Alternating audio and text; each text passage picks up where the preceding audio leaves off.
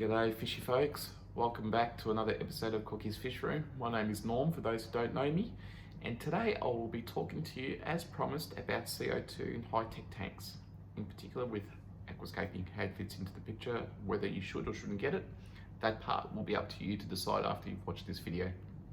So now, thank you to those who've joined us already, and for those who have not subscribed yet to us, please hit the subscribe button, hit that thumbs up, that like, and please notifications so you know when we've released new videos, and those videos are there to help you guys. Thank you once again for those who have already done so. Now, I am on the couch today under this air conditioning vent. It is a stinker here in Melbourne, Australia. Really hot, so I'm trying to be comfy as possible while I'm bringing this video to you. So let's talk about CO2, how it fits into the whole picture. CO2 to me is very important, but not vital. Yeah, in the sense of extra. When I talk about its role itself is vital, is pivotal in the whole plant growth.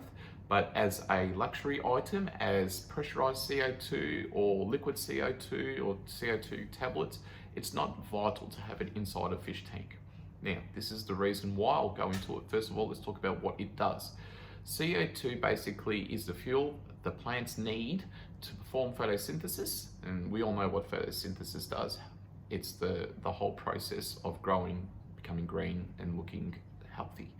So whether we get it from, whether these plants get this get the CO2 from, it's in the water. The more surface agitation we have, air stones, the more comes into the aquarium.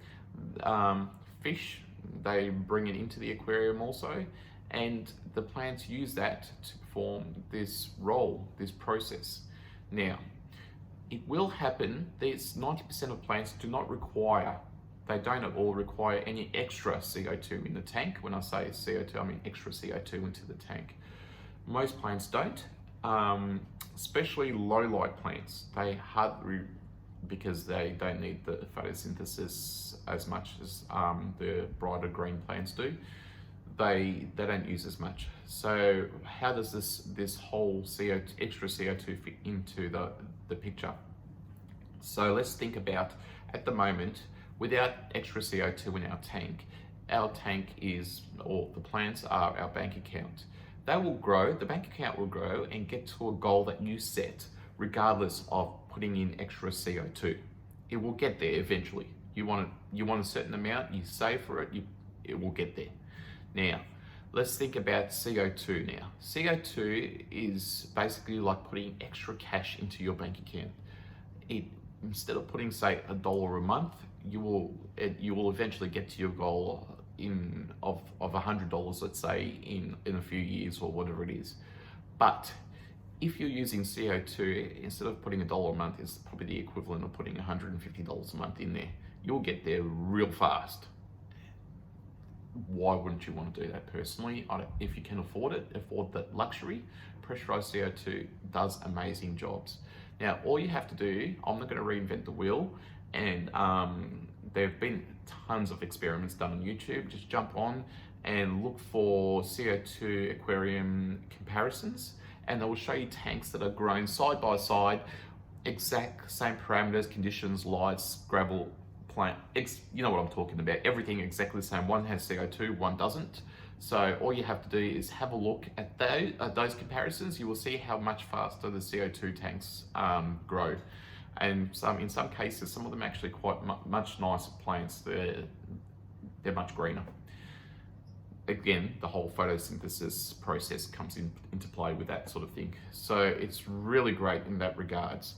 It is very pricey though to have, especially if you're using the pressurized version, which I believe works much better. There are different options for those who can't afford the pressurized versions. You can get tablets, CO2 tablets, and I have to say I have not tested those, so I can't comment. There is liquid CO2, and they tend to work not bad. In my low-tech tanks, I do dose some liquid CO2, and I've seen some great results for that. There is a boosted growth, but not as much as the pressurized CO2. It's much more limited, but it does work great. And there's also the do-it-yourself version. Now, you can make your own pressurized CO2. There's tons of videos out there, and just have a look. And I had one of these working on one of my tanks. I tried the do-it-yourself thing a couple of times, and actually I have to say it worked quite well.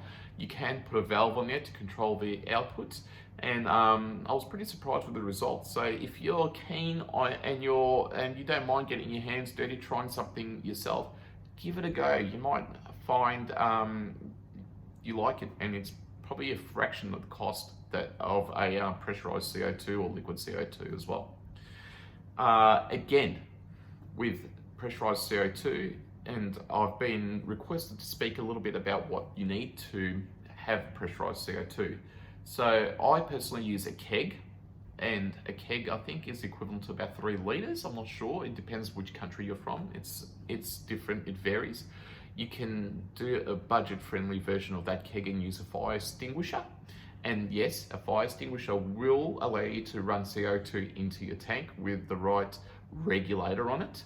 A regulator is it's got the all fancy dials that sits on top of it. You screw it on, and it allows you to put an air line into your fish tank from there to allow the CO2 to go into your fish tank. It lets you know how full the can is, or the keg, and it also allows you to put a bubble counter on top. Now, that brings me to my next thing. A bubble counter will allow you to know how much CO2 you're putting into your tank, and depending on size, depending on types of plants, you basically need a little bit or a lot. So a bubble counter is very important to have when you're doing CO2. The next thing obviously is an air line. It will go into a diffuser or a reactor. Now, a diffuser is the equivalent to an air stone. It pushes the CO2 in bubble form into the water, into the tank. And that will suffice for most smaller tanks and nano aquariums, probably up to 120 to 150 litres. After that, I would recommend using what we call a reactor. A reactor will basically disperse those bubbles, get rid of them, and push it out into liquid form and evenly spread the CO2 more evenly around the aquarium. And you will see no one misses out that way, and it's easier in a larger tank to have it that way. Bubbles don't spread as easy in a massive 55 gallon, for instance, 75 gallons. So it's really good to have a reactor for those. And reactors do come in different sizes, and reactors do work better with canister filters, I must admit. And yes, I have had an issue with canister filters this week. The wife's not too happy with me, so those who are on Cookie's Fishroom or on Facebook will know what's happened to my floors at the moment. She's not happy.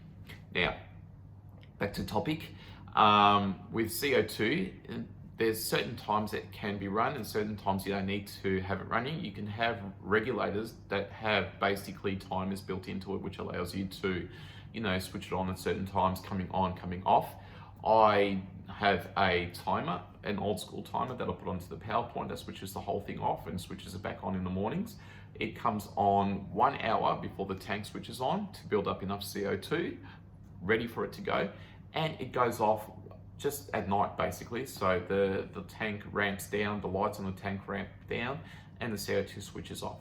The reason why I have it switched off at night is that the plants do not require, they don't do photosynthesis in the dark. They do not require CO2.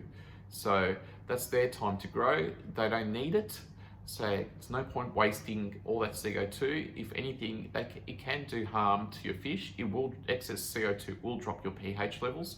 So if you are running CO2, please test your pH regularly. Make sure that it's fine. You can also get a drop checker for CO2 to make sure that your CO2 is in range, a safe range for fish, and it's not toxic to your loved ones. Be very careful with that. If you do decide to get that drop checker, check your pH regularly. In regards to which plants need, there are some fancy plants out there that need CO2, excess CO2, pressurized CO2, that will not grow without it. Buse is one that will grow without it, but it will grow one leaf a year if you don't have CO2. Certain rotallers, red plants will need CO2. They won't color red unless you do have it.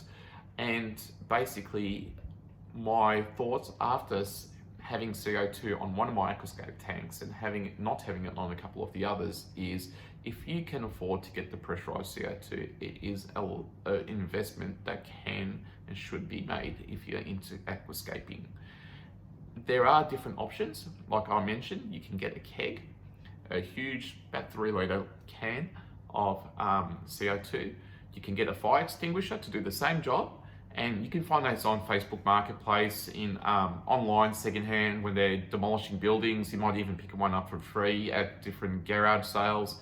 It's worth looking into the pressurized fire extinguishers. There are quite a few videos out there on how to use them and how to set them up, and you just use a regular CO2 regulator for that one.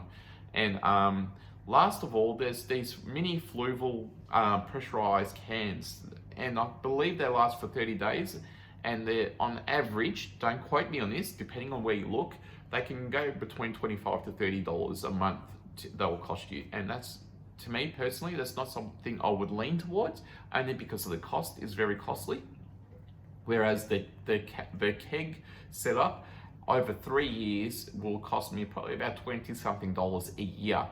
So that's definitely worth looking into if you're planning on using it long term. It's peanuts when you work it out weekly, monthly. Definitely worth it if you are a green thumb like me and like your tanks to look very pretty. So that's CO2 in a nutshell, in layman's terms, as simple as I can make it. Now, if you have any questions about CO2, basically,